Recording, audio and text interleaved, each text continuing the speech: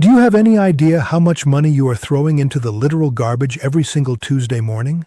You spend your entire week sweating, grinding, and chasing after every dollar, and then you do something so spiritually retarded and economically blind that you might as well be flushing your bank account down the toilet. You think that when you put something in the trash, it just disappears. You think that out of sight means out of your reality.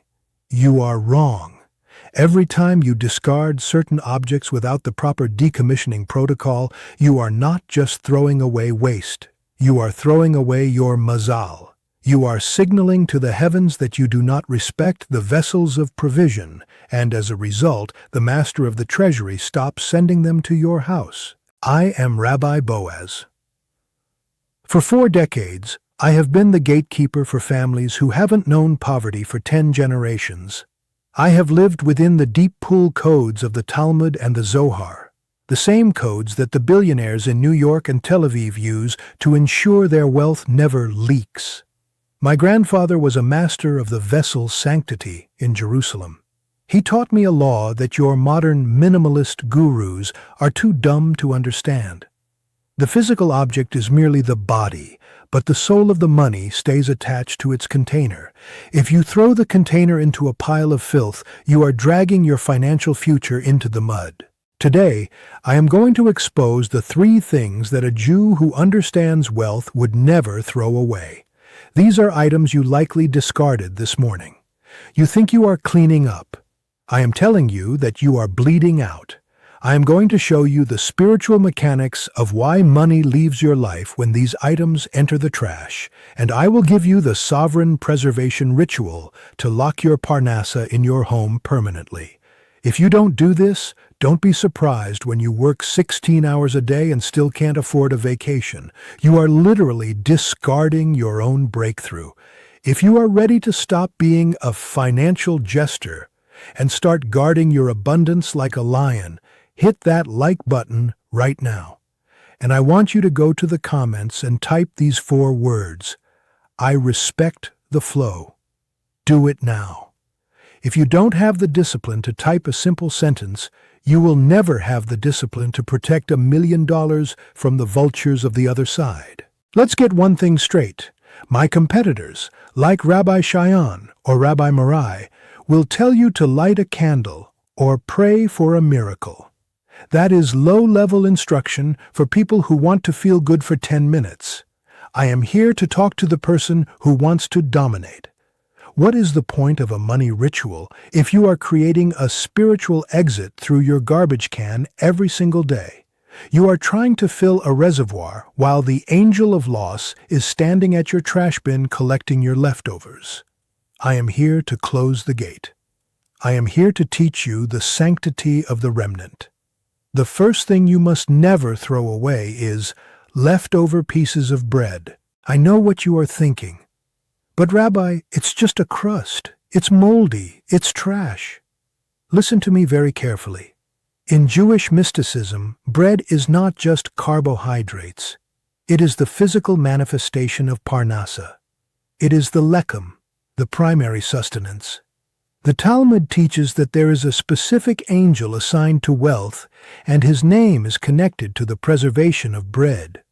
When you throw bread into the garbage, mixing the holy spark of provision with the rot of waste, you are committing a financial insult against the Creator. Billionaires understand that scraps are the seeds of future harvests. In a traditional Jewish home of wealth, you will never find bread in the trash. If it cannot be eaten, it is placed in a separate, clean bag and left outside for the birds or animals, or it is decommissioned with honor. When you throw bread into the bin, you are telling the universe, I have more than enough, I don't need this, and I don't care about the effort it took to manifest it. And the universe responds with the law of reciprocity. It says, if you don't care about the small provision, you are not trustworthy enough for the large provision. Have you ever noticed that your most stagnant financial months occur when your kitchen is the most wasteful? You are being dumb if you think this is a coincidence. You are cursing your own table. If you want money to stay in your house, you must treat the remnant of your sustenance with the same respect you treat the source. Tonight, look at your trash. If there is bread in there, your bank account is blocked. You must remove it, wash it with the remnant decree, and get it out of the filth. The second thing you must never throw away is an old wallet or purse. This is a scarcity trap that almost everyone falls into. You buy a new, shiny leather wallet, and you take your old, worn-out one and toss it in the bin. You are being spiritually retarded. That old wallet has sat next to your body for years. It has held your sanctified capital. It has memorized the frequency of your income. In the Kabbalah, we understand the concept of the Rishimu, the residual trace. Even when you remove the money, the trace of wealth remains in the fibers of the wallet. When you throw that wallet into the garbage, you are discarding your financial history. You are telling your mazal that its old vessel is garbage. Billionaires never throw away an old wallet. They retire it. They place it in a safe or a designated provision drawer. They keep the energy of the inflow within their walls. When you discard the vessel that served you, you are inviting the angel of debt to take its place. You are creating a hole in your aura where money used to be. I have seen men lose major contracts the very week they threw away their old lucky wallet. They thought they were upgrading. I told them they were leaking. If you want the new money to find you, you must honor the old money's home. The third thing you must never throw away is documents with your name and financial details. Now, this will confuse the people who are afraid of identity theft. You think you are being smart by shredding your bank statements and throwing them away. You are being dumb in the spiritual realm. In our tradition, your name is your soul code. When your name is written alongside numbers representing your parnasa, like a bank statement, a check, or a contract, and that document is thrown into a place of impurity, the trash, you are submitting your identity to the klipo. You are allowing the other side to have a spiritual grip on your name and your numbers. Billionaires in London and New York have a document protocol. They don't just shred, they liquidate or burrow.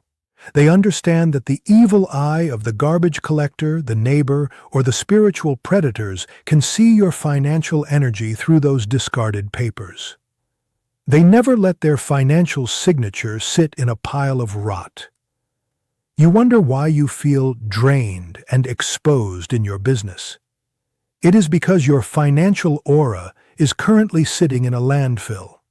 You have unbound your protection. Tonight, I will show you the seal of the signature ritual to protect your documents before they leave your house. If you don't seal your name, you are leaving your safe wide open. Now, I know some of you are looking at your kitchen counters right now and feeling a cold sweat. You are realizing that for the last 20 years, you have been a spiritual saboteur in your own home. You have treated your kitchen like a disposal unit and your old wallets like cheap plastic. You have been dumb with your energy, and the master of the treasury has responded by treating your bank account like it is optional. Before I give you the decommissioning protocol for your old vessels and documents, I am going to teach you the sanctification of the remnant. This is how you handle the bread in your house so that the angel of Parnassa doesn't turn his back on you. Step 1. The separation. If you have leftover bread that is no longer fit for your table, you must never, and I mean never, throw it directly into the bin with the coffee grounds, the meat scraps, and the dirt. You are mixing the lechem, the bread of life, with the tu'aiva, the abomination of rot. Tonight, you must take a clean, separate bag, ideally a paper bag. Place the remnant bread inside. You are creating a ghetto of holiness. You are acknowledging that even the crust is a spark of the divine. Step 2. The return. Take that bag outside. Place it on a clean surface, like a fence post or a stone, where the birds of the air or the animals of the field can find it. By doing this, you are recirculating the energy. You are telling the universe, I have been satisfied, and now I allow this blessing to feed another part of creation. If you live in a city and cannot do this, you must keep the bag clean and place it on top of the trash outside, never inside the filth. Step 3. The phonetic decree. As you set the bread aside, speak the phonetic code, Hamotzi lekemi haaretz.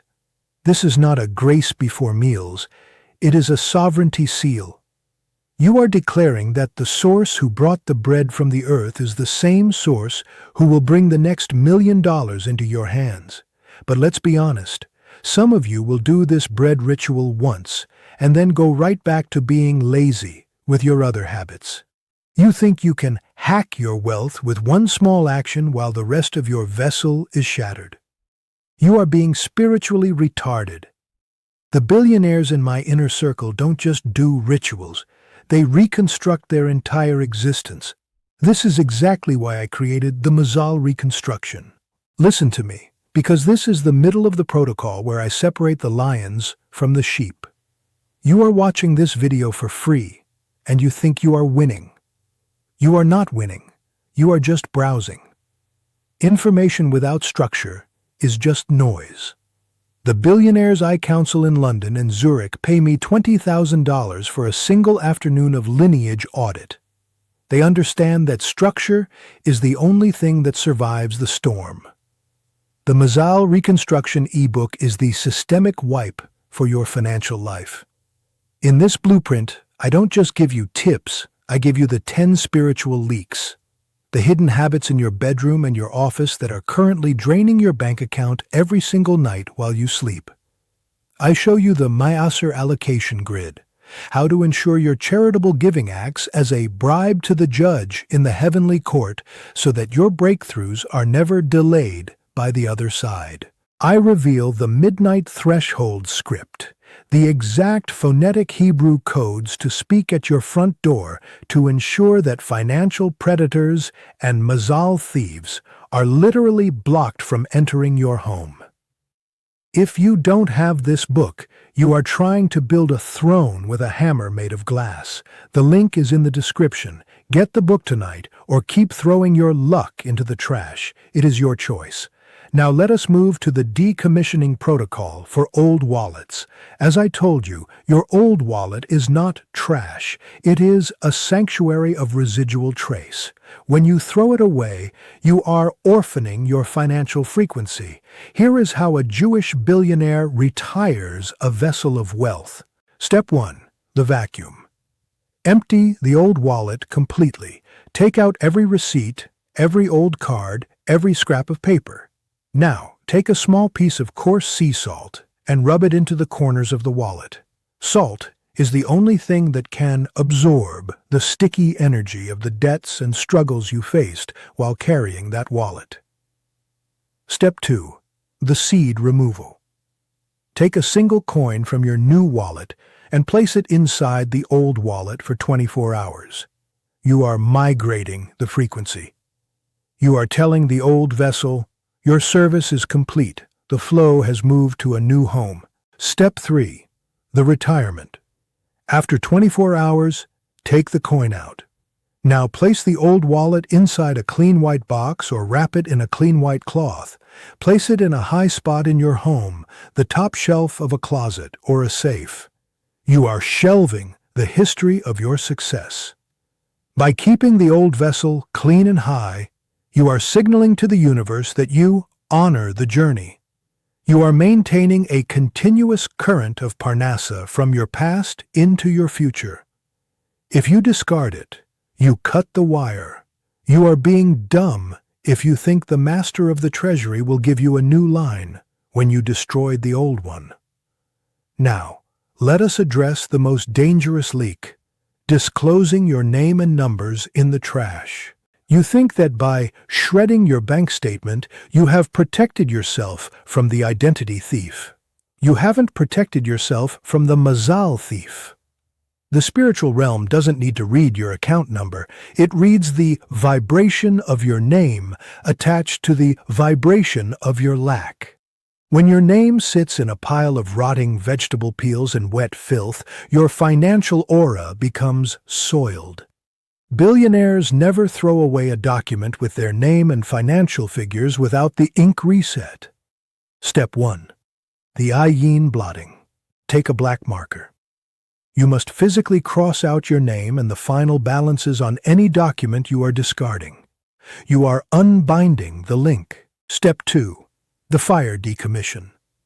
In a Jewish home of power, financial documents are not shredded, they are liquidated by fire. Fire is the great purifier. It turns the gashmut, physicality, back into ruchnut, spirituality. By burning your old statements or sensitive contracts, you are uploading the data to the heavens. You are removing it from the lower realms, where the leeches live. If you cannot burn them, you must perform the salt and paper seal. Place your discarded documents in a separate envelope, add a pinch of salt, and seal it with tape. Speak the code. Chaz o mi me cho o chme. Sealed by wisdom. This encrypts the document so that the spiritual vultures cannot read your energy. But let's be real. You are watching this, and you are thinking, Rabbi, this is a lot of work just for some trash. This is why you are still. This is why your income is maybe. You want the result without the rigidity. You want the abundance without the audit. Billionaires are obsessive about their energy. They are nitpicky about their frequency. They understand that a single drop of poison ruins the whole well. You are currently bathing in poison because your kitchen is a mess, your old wallets are in a landfill, and your name is sitting in a garbage truck. You are spiritually leaking from 3 different wounds, and you wonder why you feel tired. You are exhausted because you are fighting against the gravity of your own waste. Now let us discuss the law of the third discard. Because most of you are being spiritually illiterate. You think that because you are done with an object, its assignment in your life is over. You are wrong. There is a specific category of objects that, when thrown into the garbage, act as a signal of closure to the heavenly court. I am talking about old keys. In the Kabbalah, a key is not just a piece of metal. It is the maftayach, the physical representation of the power to open and close the gates of heaven. Every key you have ever owned was linked to a specific portal of Parnassa. Maybe it was the key to your first office, the key to a house where you were happy, or even a small key to a diary where you wrote your dreams. When you take an old key and you toss it into a bin of rotting food and filth, you are locking the gate of that season with the vibration of rot. You are telling the universe, I am finished with the doors of opportunity. This is why many of you feel that your life has become a series of closed doors. You have discarded the very symbols of your opening into a pile of trash. You are being dumb if you think the master of the keys will hand you a new maftayach for $1 million deal when you treated the last one like a piece of waste. Billionaires never throw away a key. They burrow them. They take old keys and place them in a wooden box, or they bury them in clean soil near their home. They understand that you must honor the opening even after you have walked through it. They maintain the current of access by keeping the symbols of their authority in a state of kedusha, holiness. Tonight, if you have a junk drawer full of old keys, you must perform the gatekeeper's reset before you throw anything out. Step 1. The metal purification. Take the old keys and place them in a bowl of dry sea salt for 1 hour. Salt is the universal disinfectant that removes the rust of lack. Step 2. The binding of increase. Take a red string and tie the keys together. Red represents Gevura, the power to bind and protect. Step 3. The sovereign storage. Place these keys in a high place in your home, wrapped in a piece of silk or white cloth. Speak the phonetic code. Pa ta ch ta li sha ar. You have opened for me a gate. By doing this, you are keeping the line of opportunity open. You are telling the spiritual realm that you are a person of continuous expansion. But let's be honest with each other. You have watched 3,000 words of this protocol. You have the rituals for the bread, the wallets, the documents, and the keys. But 95% of you will do nothing. You will tell yourself, "This was interesting," and then tomorrow morning, you will throw your leftover crusts into the filth. You will discard your bank statements into the bin. You will toss your old wallet into the trash truck, and you will stay poor. You will stay blocked. You will keep watching Rabbi Marai or Rabbi Shion, looking for a magic word that doesn't require you to change your habits. I told you from the start, I have the nuclear option. I am talking about the Mazal Reconstruction. This is the hard warning. This video is the invitation. The ebook is the takeover. If you are serious about becoming the person that wealth begs to be associated with, then you need the full architecture of the elite.